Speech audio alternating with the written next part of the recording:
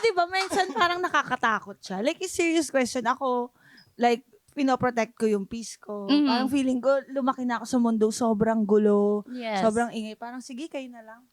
Parang, wala namang nangyayari. For sure, maraming ganun din yung pananaw. Oo naman. Pero I feel like, Madam Cha, ang peace kasi iba't iba siya ng definition, depende sa tao. Kung yung peace mo means pananahimik and that will make you sleep at night, then you do you. Pero kasi ang kapayapaan para sa akin is making sure that I use my platform, I use my voice, and I used whatever power I have now to speak for the people. So yun yung kapayapaan for me. Yes. So kung ikaw, you want to choose your peace, it's up to you kung anong peace ang gusto mong piliin. Peace for yourself. Pero ako, ang peace na gusto ko ay piece of advice.